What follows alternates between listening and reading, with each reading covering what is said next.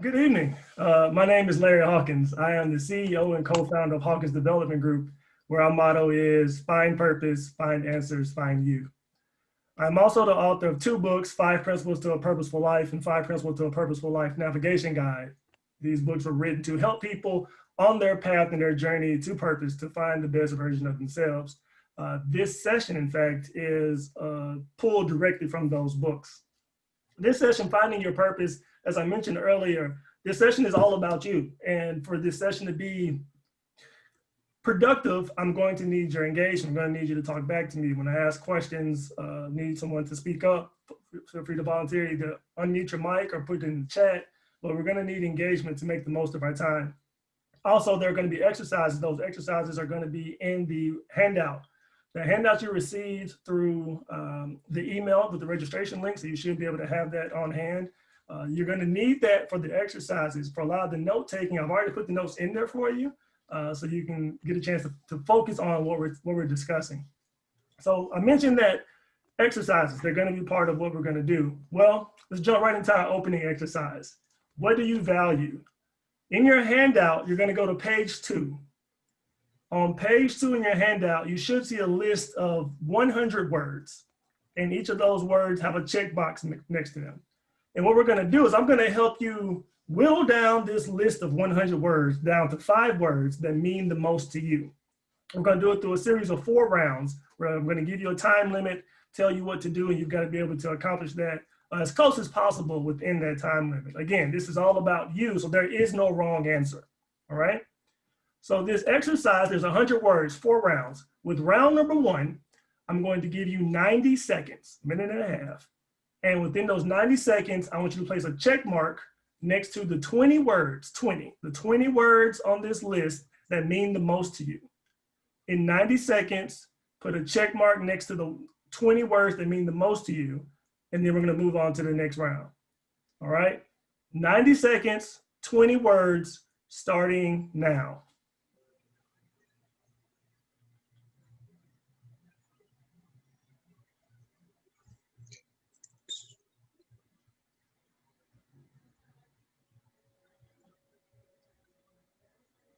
You are using the device audio. What was that? Oh, okay. So be on page 2 of your handout. Mm-hmm. You have 60 seconds remaining.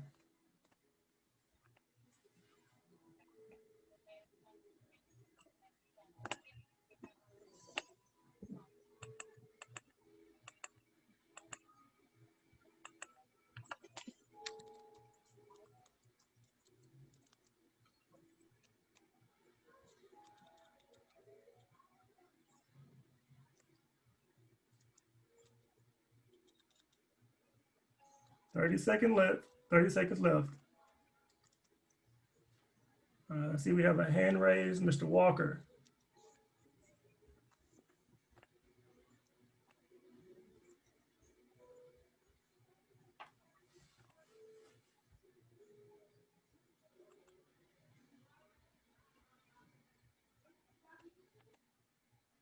Five, four, three, two, one. All right, that's the end of round 1. So you should have as close to 20 words with a check mark next to them that mean the most to you. This list of words are going to be on page 2 in your handout. Now for round 2, of the 20 words, you're going to take the next 60 seconds and uncheck 10 of those words.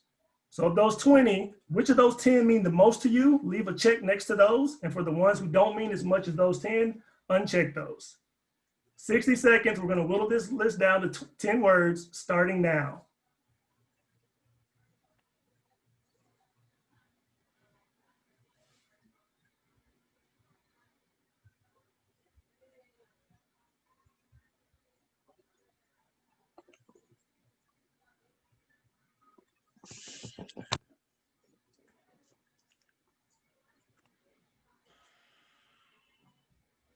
Thirty seconds left.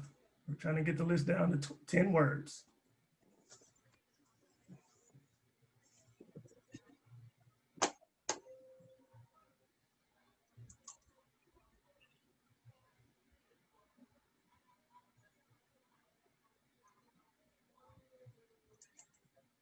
10 seconds remaining.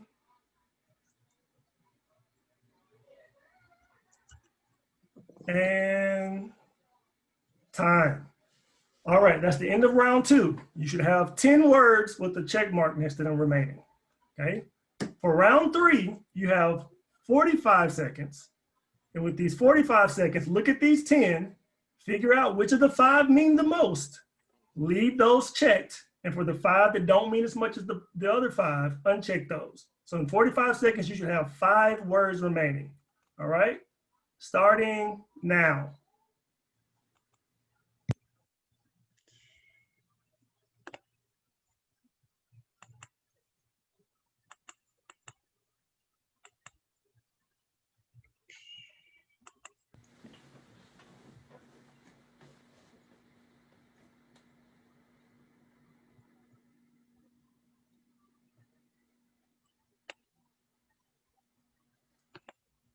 And time.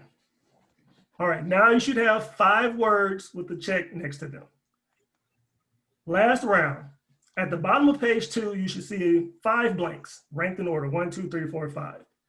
I want you to take 30 seconds and take these 5 words that you have, rank them in order of 1 to 5, and place them in their place at the bottom of page 2, because we're gonna need these for later on in the session, all right? So 30 seconds, rank your 5 values with 1 is the most important, 1 to 5, 30 seconds, the bottom of page 2, starting now.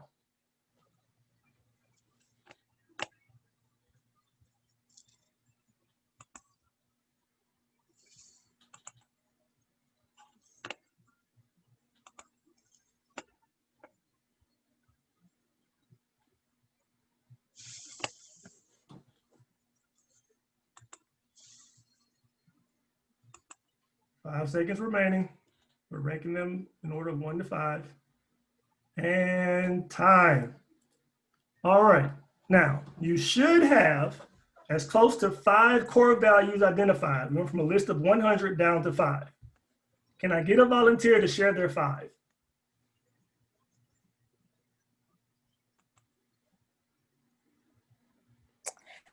I have family, love, faith, peace, and loyalty. Family, love, faith, peace, and loyalty. Very nice. Thank you for sharing. One more volunteer. What are your 5 values? I have family, faith, loyalty, respect, and love. And love. Okay, thank you, thank you. All right, again, there is no wrong answer here. These are about what are the 5 values that are core to you. And for our 2 volunteers, thank you for sharing. I asked you to share a bit about yourself. Let me share a bit about myself and what that means for our webinar tonight. This is a picture of me and my dad when I was 16 years old. One of the crowning achievements at the age of 16 is that I was finally taller than my dad. So I used to sneak up behind him and I'd rub the top of his head, tell him to be still so I could see my reflection. He would usually elbow me in the ribs and tell me to go away. My audio. But also at the age of 16, I was at a very pivotal point in my life because I was preparing to leave home and move 4 hours away for a college prep high school, Mississippi School for Math and Science. I was going to be there my junior year and my senior year of high school. And I was excited. I couldn't wait. I get a chance to move out. My mom was not so happy because she knew I was going to leave home eventually, but 2 years ahead of schedule, she wasn't too happy about that. And my younger sister, you know, we're 3 years apart. I'm her big brother, I'm a protector. She was devastated because her big brother's leaving. My dad said, it's time for you to get out of my house. You need me out of house and home. I was like, oh, okay. But also when we sat down, we talked to say, I want you to know I'm extremely proud of you. The grades you've made, the people you've helped, I couldn't be prouder. But where you're going, no one knows what you've done. And frankly, no one cares. It's up to you to decide how you're going to leave your imprint and make your impact on every new environment you go into. And so what I want to do is I want to quickly share with you my journey from that moment, that conversation we had when I was 16 to right now, and talk about what this means for where we're going. And a reminder, if you're not speaking or participating in the exercise, please mute your mic. Thank you. So I left home at 16. I went to the Mississippi School for Math and Science. I graduated with 3.86 GPA, 32 ACT, step club president. I played basketball. I had a fun time in high school. Well, when I graduated from Mississippi School of Math and Science, I went to Mississippi State University. Got an electrical engineering degree, 3.21 GPA, various scholarships, multiple internship rotations, president of my fraternity, Kappa Beta chapter of Alpha Alpha Fraternity Incorporated, RA, senior RA. I had a full, well-rounded college experience. That was my goal.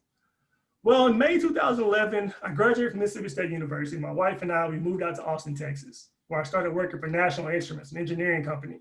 I joined the engineering leadership program. After being there for about 5 months, I became a team leader, one of the fastest transitions in team history. I went on to become a team manager, got various leadership awards, excellence awards. And along the way, in January 1st, 2014, I co-founded Hawkins Development Group, where today we've reached thousands of people across the academic, corporate, government, healthcare, and nonprofit industries. But I left National Instruments in November of 2017 and started working for myself full time. And as I started to reflect back on my path and the things that I've accomplished, I realized that all my grades, my awards, my accolades, they didn't matter. What mattered most was the impact that I left on every single person that I came in contact with. Sure, the GPA, it got me through the door, but what mattered more is what I did once I got into that door, how I left my mark. And as I started reflecting on my journey, I started to realize that there was one quote that really stood out to me. This particular quote by Ernest Hemingway: "It is good to have an end to journey toward, but it is journey that matters in the end." Space King. And the more I thought about this quote, and I started looking at journeys and what that meant for the pursuit of purpose, I realized the pursuit of purpose is a lot like our own individual road trip. Where when you're on a road trip, there are a couple things that regardless of where you're going, you're always going to need. Where the first one being gas. You're gonna need fuel for wherever you're going. The second thing that you're absolutely gonna need are gonna be your rules for the road. You need to know what you can and cannot do. And then lastly, you need to at least have a sense of direction of where you're going. And the journey to purpose is no different, except when it comes to the gas, we're looking at our motivations, our internal and external motivators. That's what fuels us. For our rules of the road, those are our principles. The things that guide what we do, what we create, everything that we touch is going to be influenced by our principles. And in terms of your sense of direction, you need your passions. Now, what you'll notice is that out of these three things, you'll never see purpose, because our passions are the breadcrumbs. They're the symptoms that lead us to our true purpose. That's why the purpose is a journey.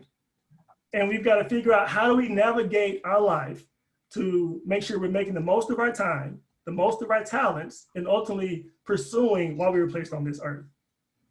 That's what this session is about. Our three modules for this evening: we're going to talk about the power of our motivations, establishing principles, and identifying purpose. Now, any questions that we have to this moment, before we dig into our modules, what questions do we have so far? Questions, thoughts, or concerns?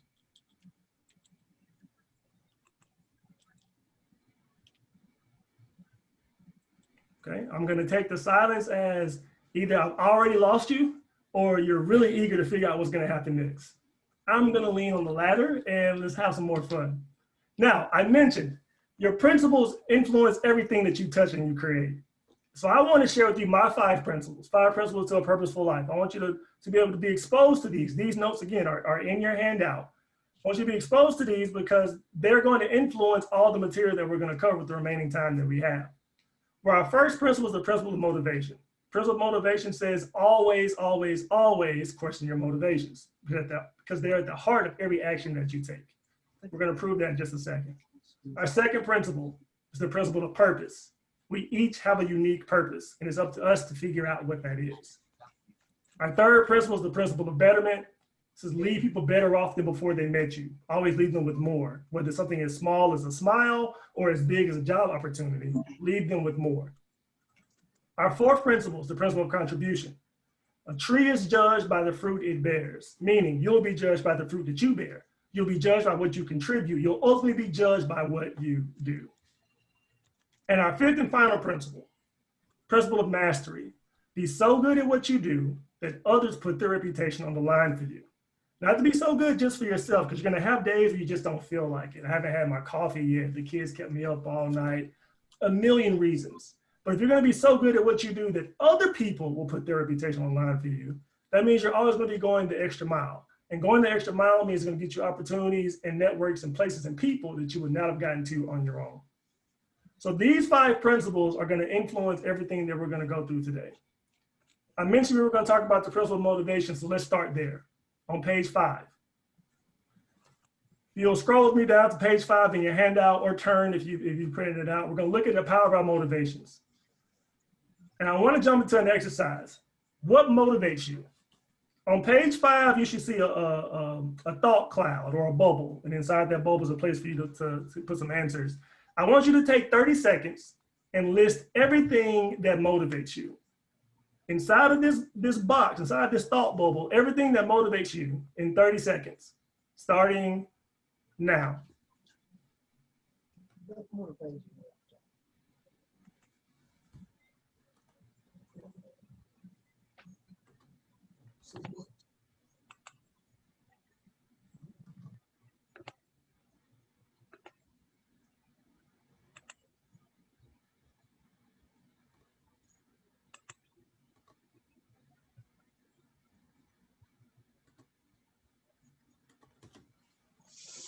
And time.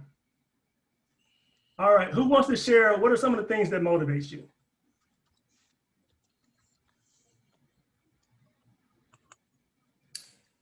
Making money.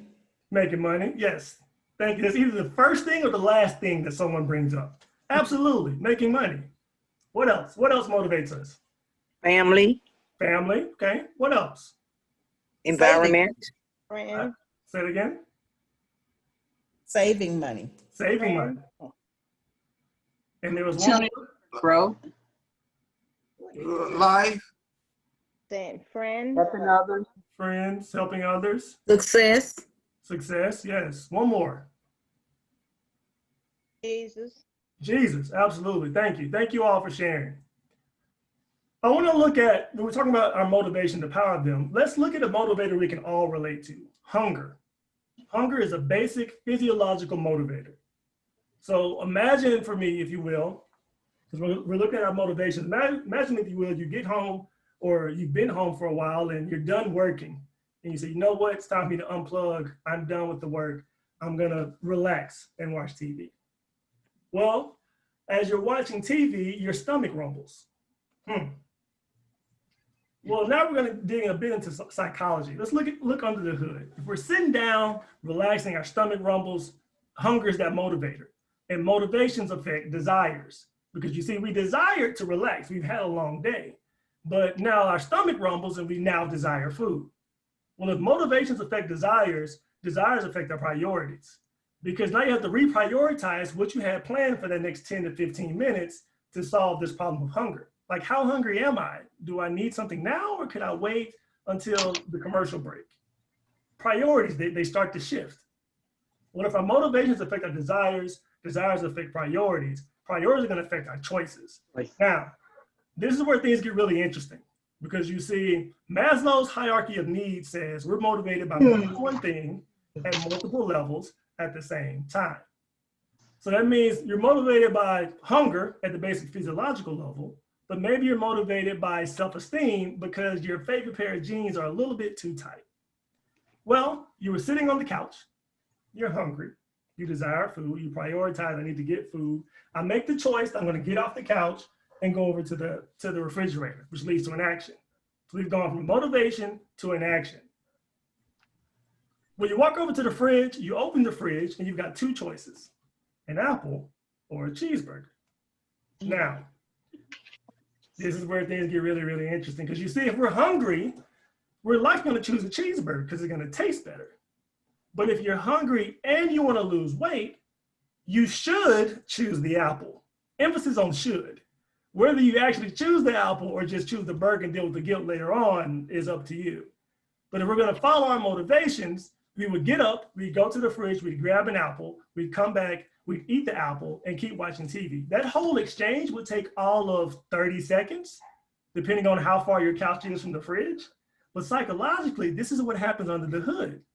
A motivation shifted a desire, which impact our priorities, influenced our choices, and led to an action to get to that ideal outcome at the top of the mountain of solving this problem of hunger.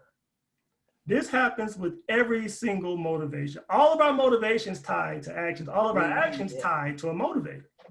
The question is, are we in tune with what that motivator is? And is it getting us to the action and the ideal outcome that we want? Well, I can't answer that. Only you can answer that. But let's take a moment to look at an example that we can all relate to. Our next exercise, we want to trace our motivation. At the bottom of page 5, you'll see it has the M, D, P, C, and A, which stands for motivations, desires, priorities, choices, and actions. And at the actions, I've already filled out the action for you coming to this session. Now, what you need to do is start to backtrack. What choices did I have? What were my priorities? What were my desires? And ultimately, what was my motivation for coming to this session? Because if you're able to look at your actions and tie them back to motivation, then once you start getting more in tune with your motivations, you can be more intentional with your actions. So before we do this exercise, what questions or thoughts do we have at this moment?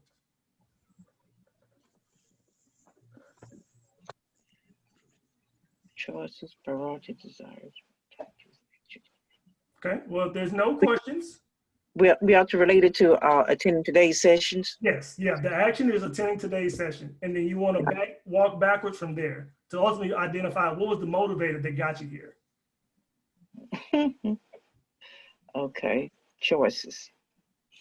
Yeah. All right, well, in that case, let's take the next couple, we'll say the next 3 to 4 minutes and trace your motivations and identify what was the motivator, ultimately the motivator that got you here.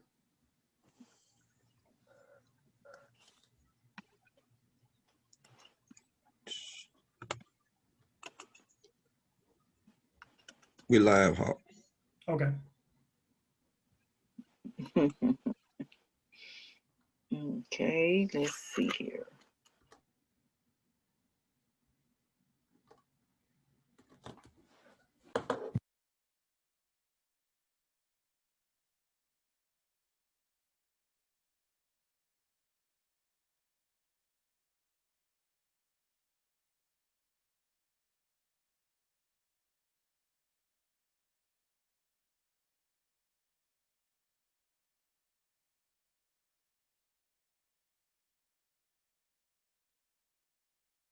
The same thing.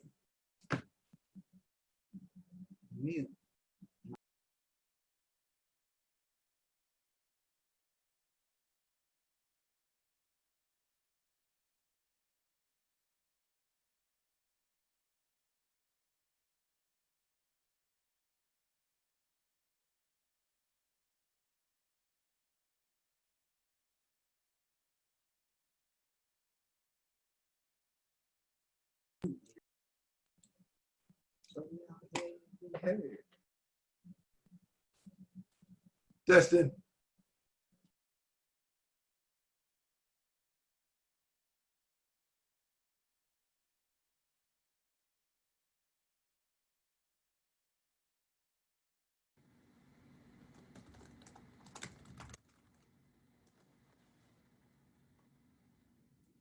Got a couple minutes remaining. And for those of you who are just joining us from Facebook, I want to thank you and welcome you. Currently, participants, we're working through tracing your motivations exercise, where we have a given action and we're tying back to psychologically, what was the motivation that led to that action? Because we just finished covering the power of our motivations and the impact they have on every action that we take and how that gets us to our ideal outcome. And so we're working on reverse engineering that to help us be more in tune with what motivates us and how that shapes our decisions.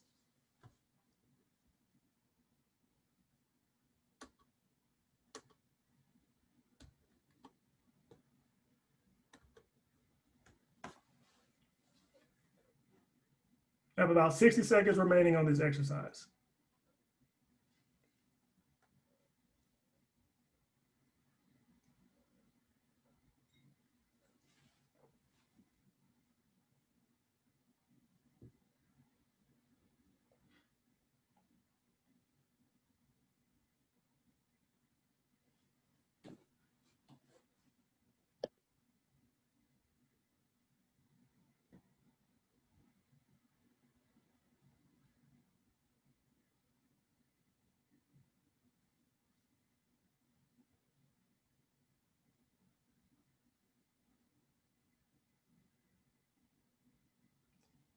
And time. All right, who would be willing to share how they walk through this exercise? I'll share. All right. So the question was how I walk through the exercise, Well, your answers for the exercise. That'll Okay. walk us through it. which was funny because I felt like I started from the top down, but then I jumped from the top and went down and went back up. So motivation, I had a hunger for learning my purpose. Okay. Desire, I was doing things to seek opportunities to fulfill that hunger. Okay. Priorities, once I found the opportunity to join this webinar, I added it to my schedule. Choices, committed to the schedule, and the action, I attended today's session. Perfect. Thank you, sir. Thank you for sharing that. And Mr. Hudson highlighted something where he started at the top, but then ended up jumping to the bottom, because this process of working backwards from the top to the bottom, from an action to a motivation, is new for us. And so it's going to take us time for it to be second nature, to be able to easily step backwards. And so sometimes it may be easier to start at the beginning, and then work your way back up. One more volunteer.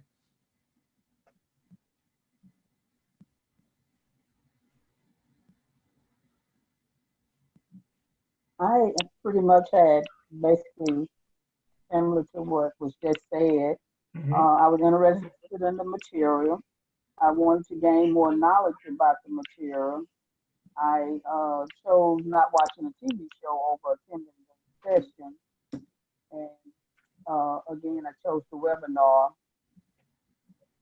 and attending today's session. Okay. All right. Thank you for sharing. And see, the idea of a motivation affecting an action, it happens something as small as what time you set your alarm at night to what's the next career move that you take. Regardless of the scale of the decision and the action, the psychological process is the same. There's a motivation that started as the seed to it, it shifted a desire, influenced our priorities, Same. led to a choice, and ultimately an action to get us to an ideal outcome. This is the power of our motivations. Before we move on into our next module, are there any questions about this? Any questions about the power of our motivation before we move into our principles?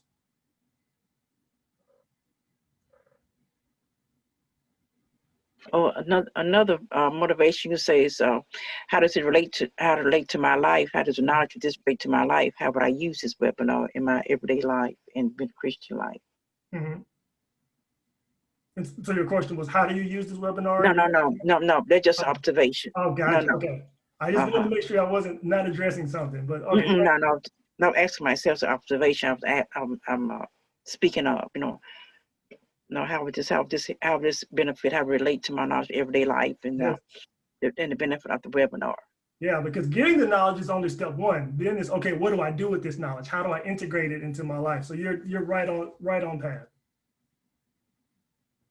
All right, we'll move into our second module now, establishing principles on page 6 of your handout.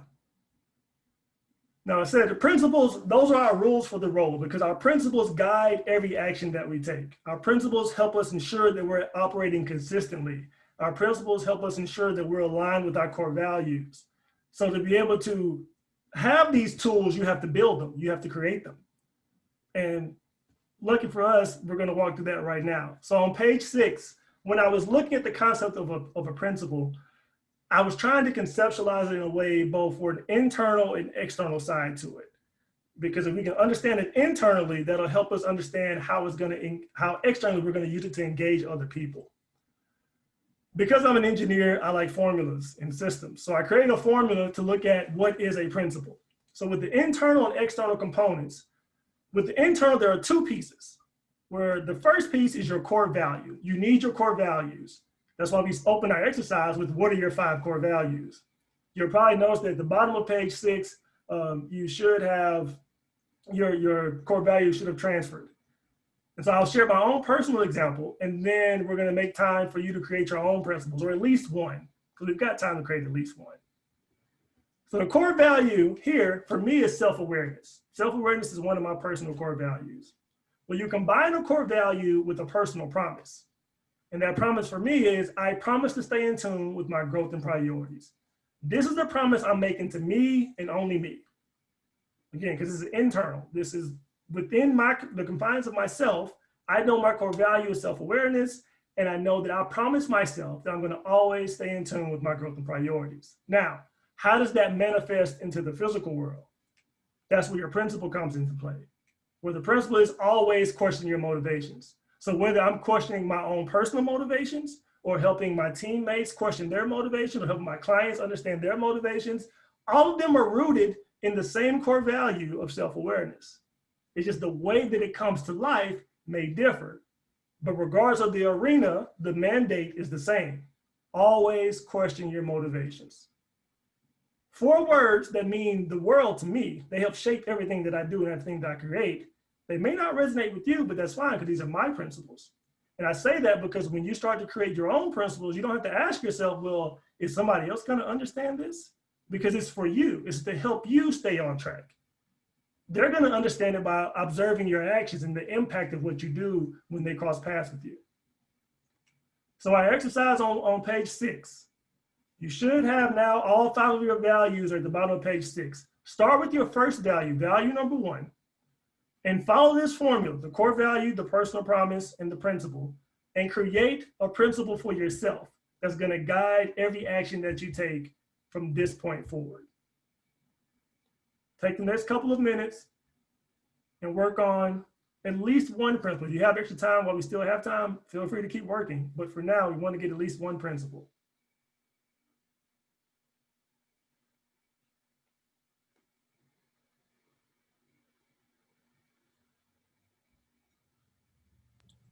That's me.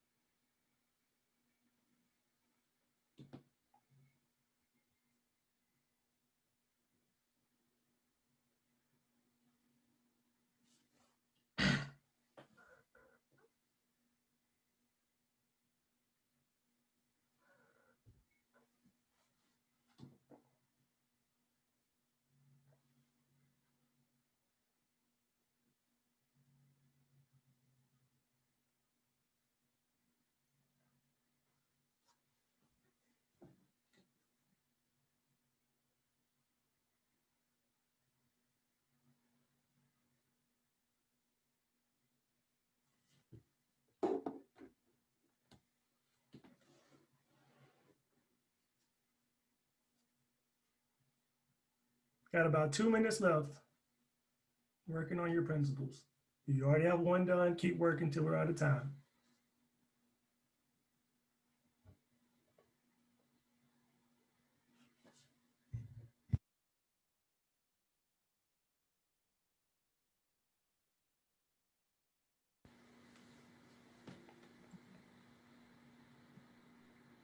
Hold that space bar down too. Now let's see.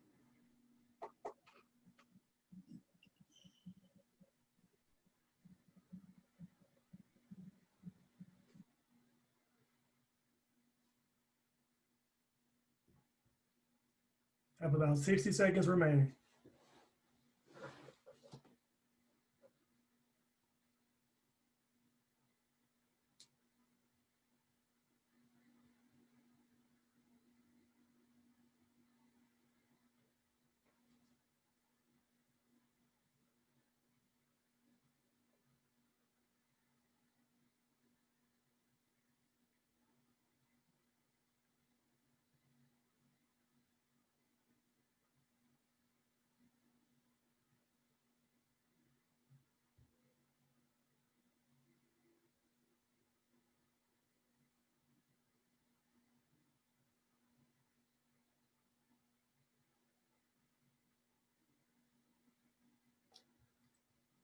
And time. All right, who will be willing to share at least one of their principles? You can share all three components of the principle. One of my principles is to be led, guided by the Holy Spirit. Okay. And what core value did you tie that to? Study, Steady and committed. study and committed, Study and committed? availability. Okay. Okay. All right. Anyone else? Got to be at least one more person who wants to share. Sharing, this is Keitha. I'll share. All right. My value will be family. Okay. The promise will be I promise to always be present and available to my immediate family. Okay. The principle will be always put my family first. Always my family first. Very nice. Thank you, Ms. Keitha. That personal promise was really key. 'Cause, I think that was a perfect example of, again, that personal promise is between you and yourself, and you got to hold yourself accountable. So you have to make sure that whatever promise you're making to yourself, you're gonna hold yourself accountable. Because if you don't hold yourself accountable with the personal promise, how can you expect to be held accountable in your external actions when you're talking about how your principle is going to impact other people? So you have to ensure that the personal promise you're making to yourself is aligned not only with your core value, but with how you want to be received and engaged with the outside world. Because that's how you ensure that no matter the environment you go into, you're going to consistently be consistent in your actions and the thoughts and your decisions that you make. Any questions or thoughts about principles before we move to our last module?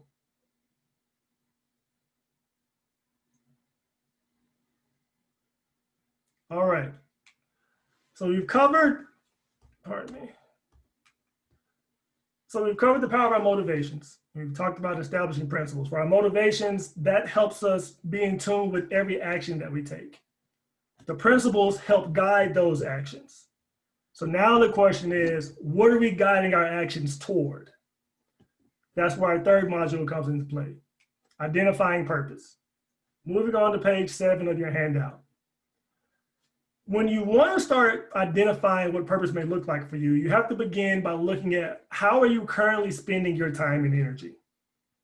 And a very simple way to analyze this is through this 4-quadrant approach, where the axes are activities you enjoy doing and activities you're good at doing. The intersection of activities you enjoy doing and activities you're good at doing is passion, all right?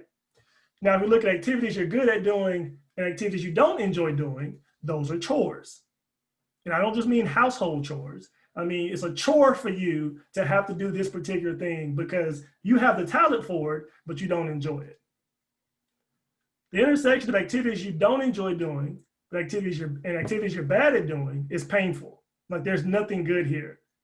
I don't enjoy it. I'm not good at it. It's just pain. And in the last quadrant, activities you're bad at doing, but activities you enjoy doing, those are hobbies. Hobbies are good. That's how we help self-care and take care of ourselves and keep ourselves energized. So all 4 of these quadrants have purpose and they have usefulness. But for this particular session, we're just going to look at passion. The intersection of activities you enjoy doing and activities you're good at doing.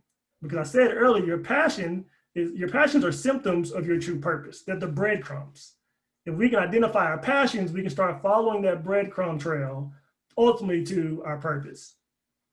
So what I want us to do on page 7, take a few minutes and inside the passion quadrant on page 7, list 3 to 5 things that you're passionate about. And it doesn't have to be just job. It could be hope. I mean, with family, with your hobbies, with things you haven't learned about yet. Passions are passions regardless of the arena. So don't feel like you have to restrict yourself to, okay, what am I passionate about just in my job? Because purpose is bigger than your job. We're going to talk about that in a second. Take a couple minutes, list 3 to 5 things you're passionate about.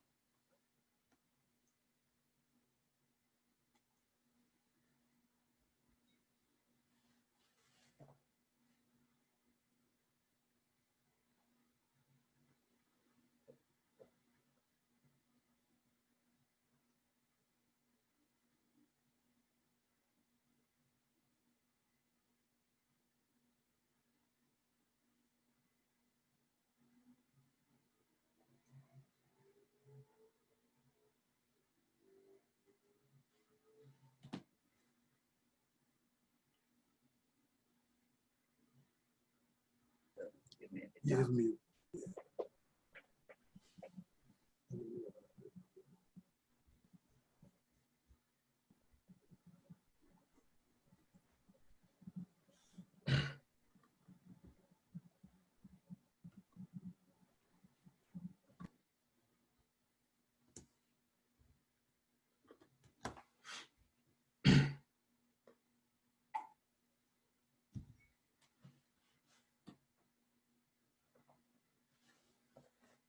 And about 60 seconds left.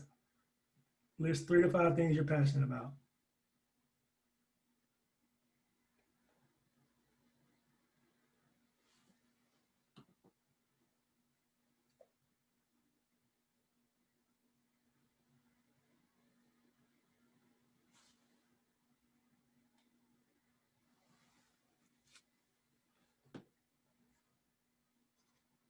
And time. All right. Who wants to share 3 to 5 things that they're passionate about? I will. All right. That's the most things I'm passionate about. Good evening, to everyone. That is God Himself and Okay. His Word, which drives and keeps me, the faith I have in Him, Uh-huh. and it helps me with the belief that I have, and I'm able to share with others the struggles of life that I've endured and what I endure on a daily basis, every opportunity that I get. Okay. And okay. my family, when it comes to my wife and Lord, my grandchildren, and my mom, Mhm. and sisters and brothers. I guess I'm so shallow. That's about me. Hey, this, Beyond that, is they'll know me. hey, and it's important that you know that. So there's nothing shallow or bad about that. What you're passionate about is what you're passionate about. There again, there is no wrong answer here. I mean, one more volunteer. I'm passionate. Okay, go ahead. I think you beat me to the punch. Okay, I'm passionate about helping others. I'm passionate about my family, Okay. and I'm passionate about saving money. Saving money. Okay. Thank you. Thank you. Ms. Jones, did you want to go ahead and share yours? I know you spoke up.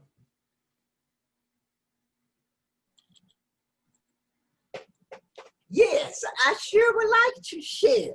Okay. But actually, I'm passionate about motivational speaker, just as you. And I enjoy doing that, particularly as it relates to religious congregations and just in general. Okay. I enjoy teaching, and I think I'm a people's person, and it appears that people gravitate to me, you know, in that particular way.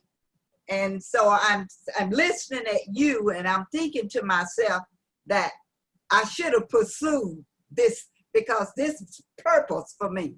I should have pursued it. I'm saying I could have been an Oprah Winfrey or even better. But I'm enjoying this, Larry. I'm impressed. Thank you for sharing. The wonderful thing about purpose is there's no timeline. There is no age limit. So the idea of I could have been this or I should have been that shouldn't exist when it comes to purpose, because what's stopping you from doing that now? And that's not just directed to Ms. Jones, but to everyone. When you're thinking about purpose, it's not, oh, I'm too old to find purpose.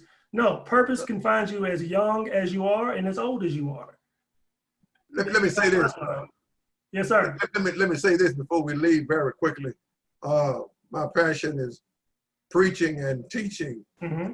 I can't wait on Tuesdays and Thursdays to get out there with Pastor Hawkins. I am drawn to the word. It's like a magnet. Yes. Draws me to it. Yes. I want to run up there and take that mic. Say something. See, that's the thing about passion. It you find a natural gravitation to it. And then when you're exercising and working in that passion, you'll find that other people are naturally gravitated to you. So thank you both for sharing that, because that absolutely is how passion manifests itself. Now, we talked about how passion is the breadcrumb trail to the purpose. Well, let's look at purpose. But before we dig into purpose, let's first look at, I found there's 5 myths. 5 myths about purpose that tend to derail people. And I want to dispel those really quickly before we wrap up here soon.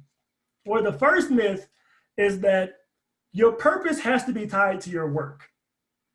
And that's just flat out not true. We've got to decouple this idea of I can only find my purpose through my job, or I can only live purpose if it pays my bills. Purpose and work, job are two completely separate things. If your purpose and your job aligns, great. But don't feel like I can only find my purpose through the work that I'm doing, because work pays your bills. Work keeps food on the table. Purpose is more about making that larger impact bigger than yourself. And those two paths don't always align, and that's okay. There's nothing wrong with that. What you'll learn is that the path that you're on in work gave you the skills and tools or the networking connections you needed to dig further into your purpose. The second myth about purpose is that it's some VIP club that is only restricted to like the Oprahs or the Bill Gates, the Michael Jordans. We each have a purpose. It's not only a select few people on earth find purpose. You don't have to think about purpose as some big global changing idea. Purpose is about changing the world that you're in. And as you grow and evolve and meet new people, that world starts to grow, and that impact that you make starts to grow. You don't have to be a special person to live your purpose. Purpose is right where you are. It's just a matter of what do you do with what you've been given. Third myth about purpose is that I found my purpose, now I can go on vacation. I won the game of life, I can relax. No, that's not the way purpose works. Finding purpose is just the start to the journey. It's not the finish line at the end to where now you get to kick back, which kind of leads to our fourth myth is that finding your purpose is the key to all of life's problems. No, what you'll find is that when you find purpose, life gets a lot harder actually, because now you have to figure out, how do I integrate this purpose into the life that I've built and the life that I'm building? How do I integrate that into that now? And I'm going to share an example of what that looks like shortly. And the fifth and final myth, purpose is not about you. It's not about how you look good or how many people sing your praises. Purpose is about what you do with it, the legacy you leave with it, the impact you make with it. That is going to be far greater than anything else. And as soon as we can get out of our own way and stop thinking so self-centeredly that finding my purpose is about me, so now I can go around and tell people, I know my purpose, look at me. That's not what purpose is about. Purpose is about, I found why I'm here. Now let me do that to help the most people possible. Now let's look at what purpose is. Purpose can be nailed down to, at its essence, about two questions. Doesn't mean it's going to be easy to find, but you can narrow it down to two questions. Well, the first question is, what are you passionate about? We've already kind of dug into looking at our passions. Those are influenced by our motivations and our principles. The second question is, what's the root problem that you want to solve? Now, I said your passions are symptoms of your true purpose. That question of what's the root problem that you want to solve, let me tell you a story. And I'll stop sharing my screen for a second.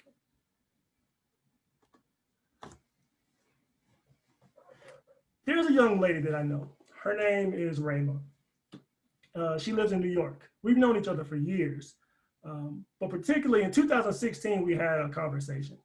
The conversation was about, she was an accountant by degree and by trade.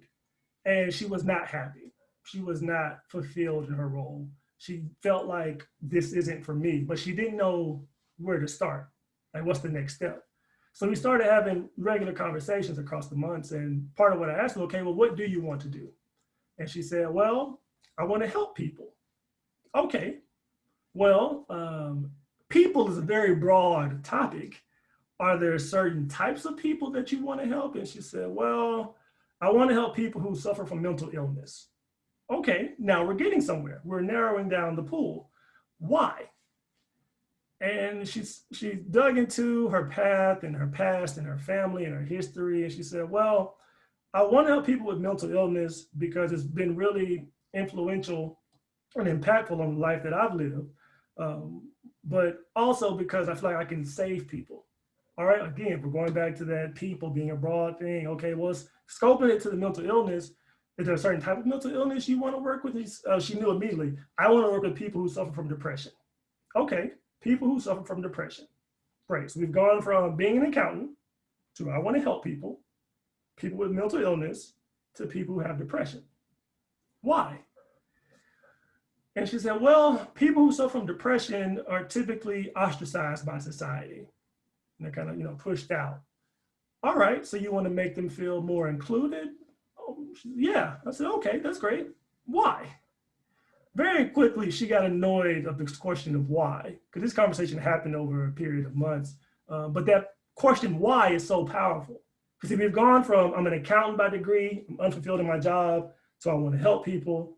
I want to help people who suffer from mental illness, help people who suffer from depression because they're ostracized by society. And I asked her why. She said, well, people who suffer from depression and are ostracized by society have high rates of suicide. Okay. Why? And she responded, if I don't, who will?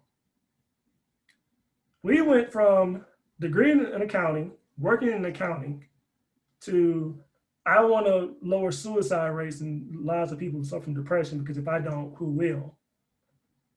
And what was your next step? And she said, well, I need to go to school. Now, here's the thing. She had a full-time job as an accountant. She was also raising a 4-year-old daughter as a single parent. And now she's got to figure out, how can I work towards mental health counseling? So that 2-year degree to get your master's stretched out to 4 years for her. Again, once you find purpose, how do you integrate it with the life that you have? Because she couldn't just stop working as an accountant because she's got to pay the bills. She can't just stop being a parent because that's not how you go about life. So she decided, all right, I'm going to figure out how to make this work. I stretched this 2-year degree to a 4-year degree. She just graduated this month, actually, August 9th, 2020, with a master's in mental health counseling. Not only did she graduate with a 2-year program within 4 years, she graduated with a 3.9 GPA. She was working full-time the entire time, raising her daughter the entire time, and still finished with a 3.9, doing something that she was passionate about, that she felt driven and led to, that she felt purposeful.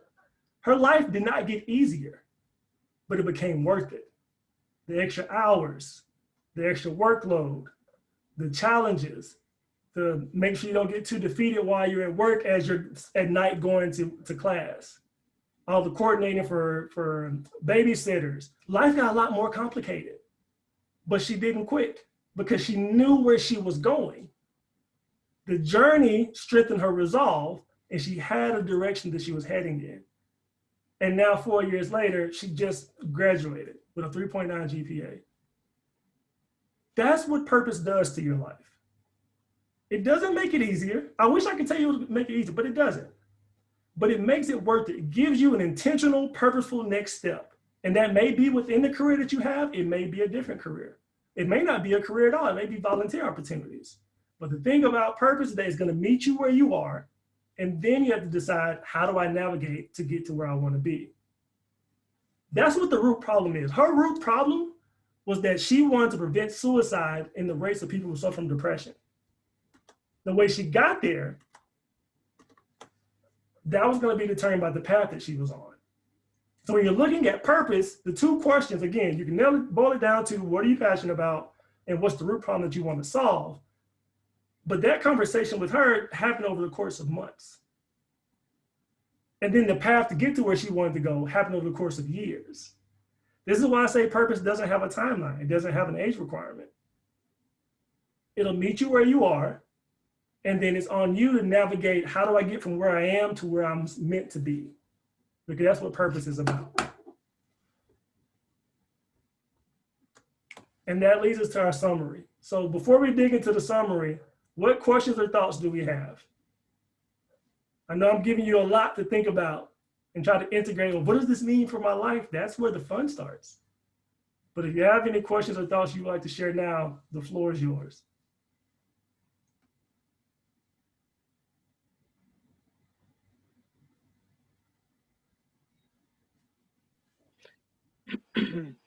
It's Ash for talking. Yes. This would be a good little thought for seniors coming out of well, actually juniors in going into the senior year, and then for seniors going to college, you know, why are they going and what purpose they going, what they hope to achieve. You know, they got to learn, they got to think about, you know, what their purpose and what their passion before they get into something they'd be sorry about later on. Then they have to start all over again. Yes, yes, absolutely. I benefited from the fact that my dad is who he is. And so the idea of purpose was embedded in me from the beginning. But I've met people, I've taught this course to people who have been in their careers for 25 years, to high school juniors, high school freshmen, 8th graders preparing to go into high school. The material and the idea and discussion about purpose spans generations, because it's all about the path that you're on, because we're each on our own individual journey. It's just a matter of how do we navigate that path. But absolutely, thank you for sharing. Any other thoughts or questions? Would this be also a good exercise in mindfully thinking and living? Yes. This is all about being intentional, being mindful, making sure that the things that you do, the things you say, the things you think are all with intention. So absolutely. Larry, can I share one thing quickly? Yes, ma'am.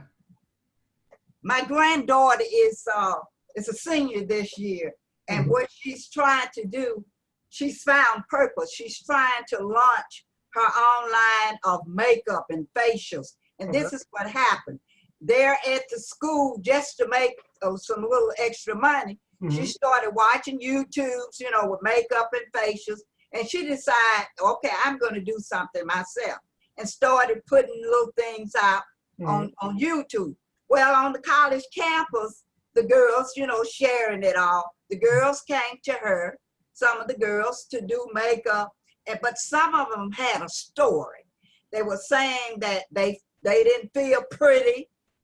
They felt left out because a lot of, you know, things on campus, they looked at girls, they look so pretty with all of this makeup on.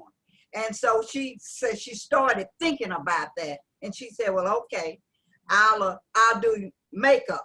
And then she thought about it. She decided, well, I'm gonna do a YouTube without makeup, you know, just me. And then these same girls start saying, oh, Carol, we saw you without makeup and you're still pretty.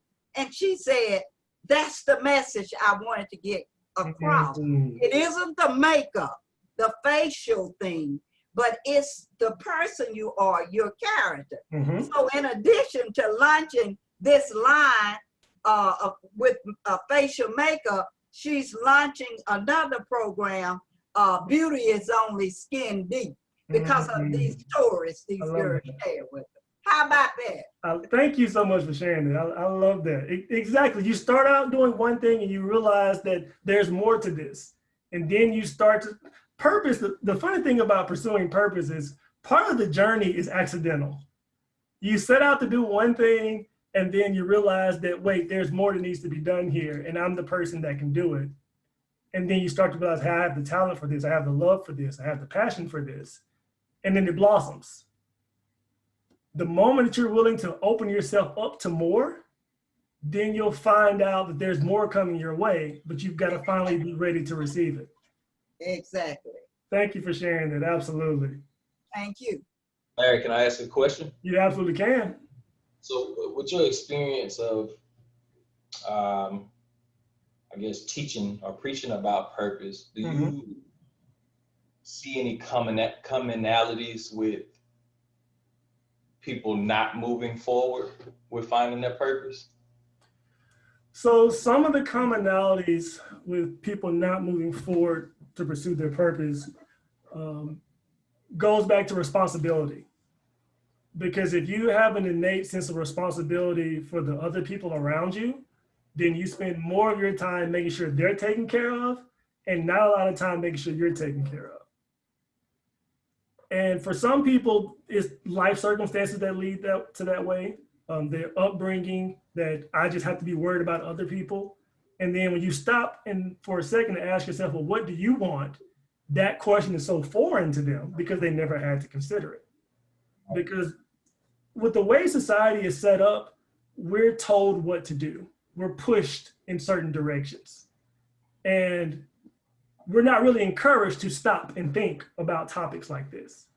But the moment that we do, we realize there's so much more to life that I haven't been entertaining, I haven't been exploring. Now I've got to figure out, what do I do next? And you should never feel bad about, well, I've never thought about this before, because that's not your fault.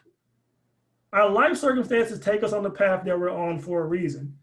And when the idea and the concept of purpose crosses your path, that means because you're finally ready to dig into that.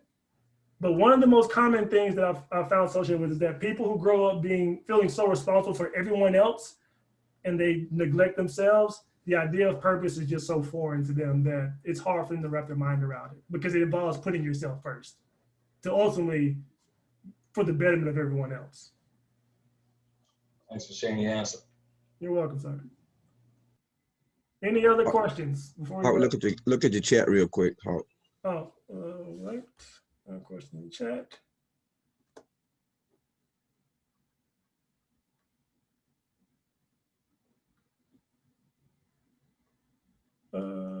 Yes, I will send that to you in a second. Any other questions?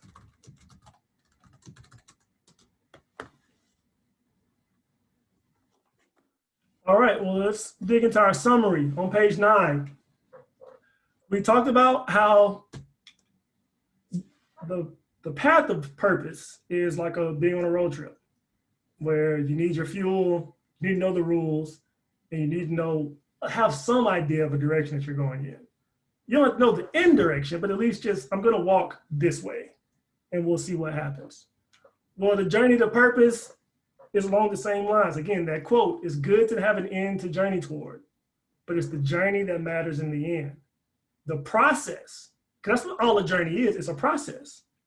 That process matters more than the end result.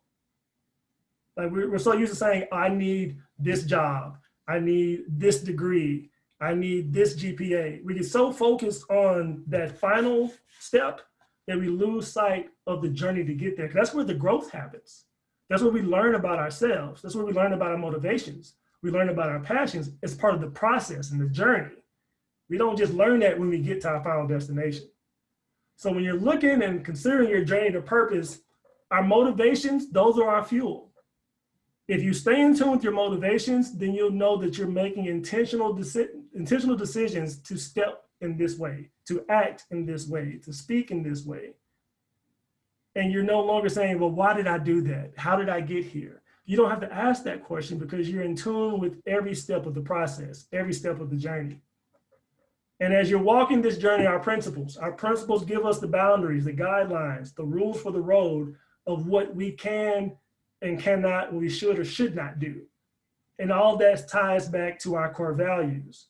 So we make sure that every decision we're making, every step we take is in tune with who we are, who we're meant to be, and not what other people are telling us. And the last piece, our passions. We say our passions are symptoms of our purpose. We've shown that we've looked at some examples of how pursuing passion leads you on the path to purpose.